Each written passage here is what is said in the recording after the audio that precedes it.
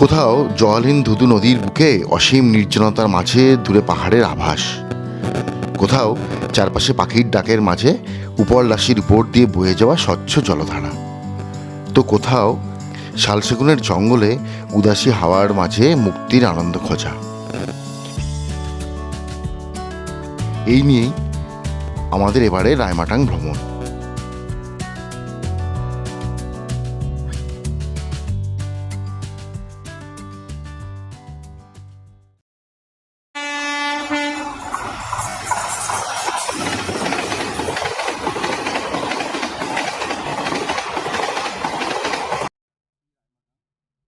আমরা গিয়েছিলাম জয়ন্তী থেকে।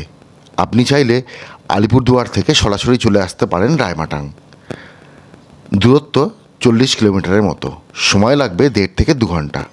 পুরো এলাকাটাই বক্সা টাইগার রিজার্ভের অন্তর্গত। পথে কোথাও পড়বে ঘন সবুজ বনানী, কোথাও কালচে সবুজ চা বাগান, আর কোথাও ডুয়ার্সের প্রায় জলহীন রুক্ষ নদী।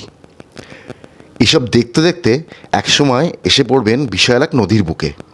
এই নদীর নামই রায়মাটাং। এবার পথ নদীর বুক ছিঁড়ে। বর্ষাকালে অবশ্য এই নদী ছাপিয়ে যায় দুকুল। তখন রায়মাটাং গ্রাম বিচ্ছিন্ন হয়ে থাকে বাকি এলাকার থেকে। নদীর অপর পারে একটু এগোলেই ছোট্ট পাহাড়ি জনপদ রায়মাটাং। এই আমাদের homestay, Raimatang mountain view homestay. Owner হচ্ছে অমৃত কুমার ছেত্রী। মাত্র কয়েক ঘর নেপালি জনগোষ্ঠীর বাসিন্দা, হাতে গোনা কয়েকটা হোমস্টে, নিবিড় অরণ্য আর অবিরত পাখির ডাক, এই নিয়েই ছোট্ট পাহাড়ি জনপদ রায়মাটাং। জয়ন্তী থেকে মোটামুটি 1.5 ঘন্টার মধ্যে চলে আসলাম আমাদের এই মাউন্টেন ভিউ হোমস্টে। সম্ভবত গোটা রায়মাটাং গ্রামে আমরাই একমাত্র ট্যুরিস্ট এই সময়।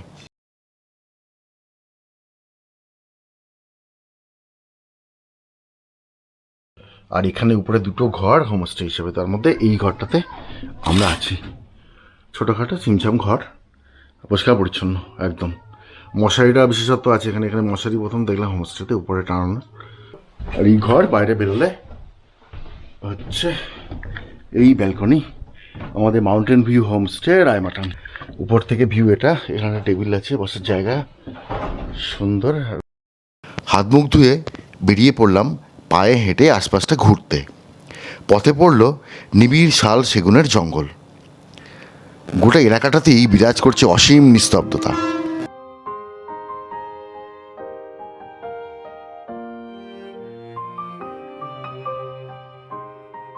যারা একদম প্রকৃতির কোলে 2-1 দিন কাটাতে চান, তাদের জন্য আদর্শ এই রায়মাটাং। খানিকটা ঘুরে একরাশ খিদে নিয়ে ফিরে এলাম আমাদের এই হোমস্টেতে। লাঞ্চে আন্ডা কারি আছে, আন্ডা কারি, আর এদিকে আলু ভাজা, আর একটা ফুলকপির তরকারি, ডাল। খাওয়ার আয়োজন সাধারণ, তবে স্বাদ বেশ ভালো। দুপুরে খাওয়ার পর পায়ে পায়ে গেলাম রায়মাটাংয়ের অন্য দিকটা। এখানে আছে সুন্দর এক বনবাংলো।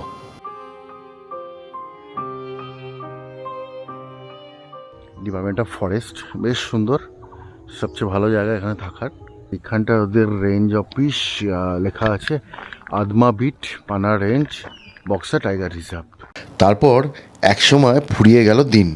গোটা রায়মাটাংয়ের বুকে নেমে এলো গা ছমছমে অন্ধকার। এই হচ্ছে আমাদের হোমস্টে। এই ঘরে আছি আমরা। একদম পুরো অন্ধকার, একটা লোক নেই এখানটায়। ঝিঝির ডাক আর হিমেল হাওয়াকে সঙ্গী করে গেলাম রাতের খাওয়া সারতে। এই মুহূর্তে রায়মাটাংয়ের ভোরে আমরা হাঁটতে বেরিয়েছি। এখন 6:30, 6:40 এরকম সময়। আর সামনে গেলে নদী, রায়মাটাং নদী। আর বর্ষাকালে তো টুরিস্টের ব্যাপারই নেই। আর তার চেয়ে বড়ো কথা যে নদী পেরিয়ে যাওয়া যায় না, গাড়ি যায় না। এটা হচ্ছে রায়মাটাং পিকনিক স্পট।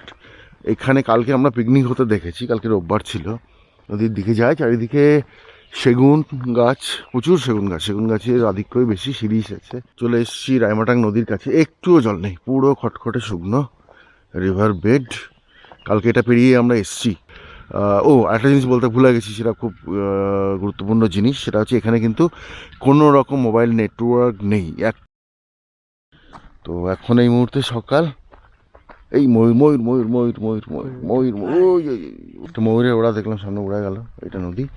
এই দিকে পাহাড় সুন্দর, ভোরের দিকে জায়গাটা কিন্তু সিনিক বিউটি অসাধারণ এবং একদম শান্ত, নিরিবিলি, নির্জন। এতটা হেঁটে আমরা একটু জলের দেখা পেলাম নদীতে, একটা ঝর্ণা মতো নামছে।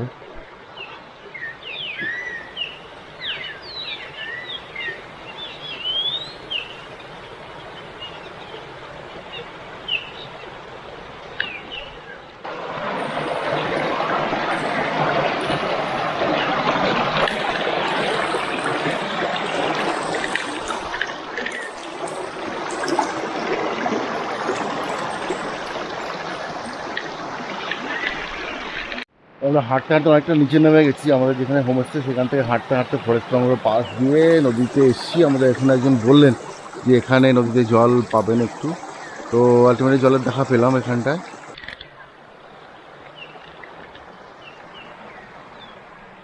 রায়মাটাংয়ে ট্যুরিস্ট সিজন বলতে অক্টোবর থেকে মার্চ পর্যন্ত।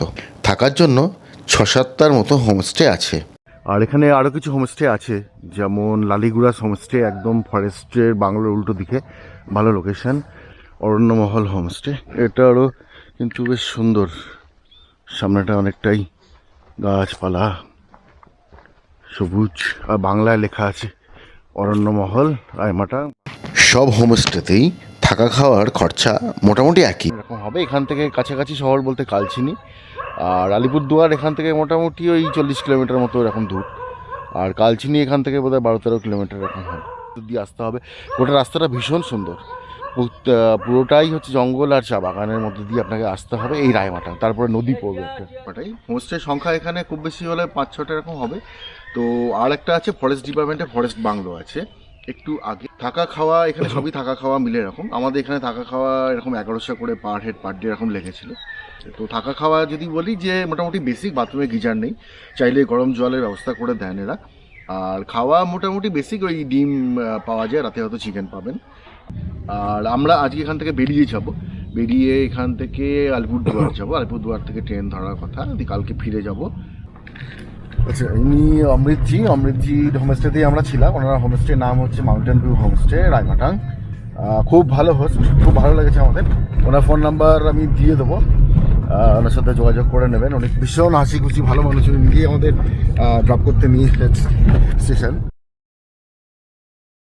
এবার ঘরে ফেরার পালা। যাব সোজা নিউ আলিপুরদুয়ার স্টেশন। আপনাদের সঙ্গে দেখা হবে অন্য কোথাও, অন্য কোনো খানে।